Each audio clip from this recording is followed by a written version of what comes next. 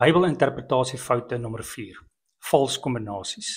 Die definisie is: die leser haal individuele elemente uit verskillende gedeeltes in die skrif uit en skep 'n nuwe verbinding tussen hulle, wat 'n unieke punt vorm wat nie uitdruklik in die oorspronklike teks gestel is nie. Dit word gedoen ten spyte daarvan dat die elemente nie direk aan mekaar gekoppel is nie. 'n Voorbeeld hiervan is Genesis 13 vers 1 en 2.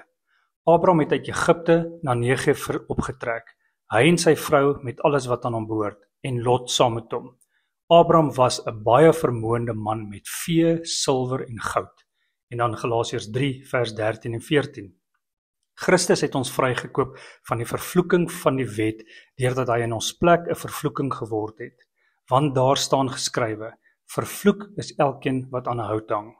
Die doel was dat die seën wat Abraham ontvang het in Christus Jesus na die nasies sou gaan, en dat ons die gees wat beloof is deur die geloof sou ontvang. Nou die verkeerde interpretasie hier is: God het Abraham geseën met goud en silwer.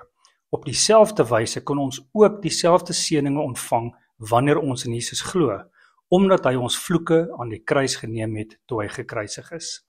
Nou die fout wat ons hier kan identifiseer is: die probleem hier is dat die leser konsepte uit twee verskillende kontekste neem en dit in een idee kombineer. Genesis beskryf wat histories gebeur het, terwyl Paulus in Galasiërs die verkeerde verstaan van die lesers regstel deur te sê dat Abraham deur geloof geregverdig is en dat die heidene op dieselfde manier deur geloof geregverdig word.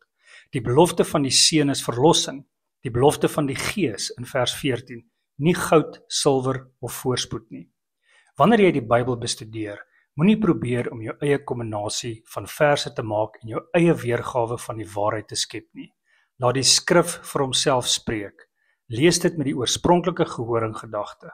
Vra jouself af, hoe sou die oorspronklike lesers hierdie vers verstaan het toe hulle dit gelees het? En onthou, leer die Bybel in konteks.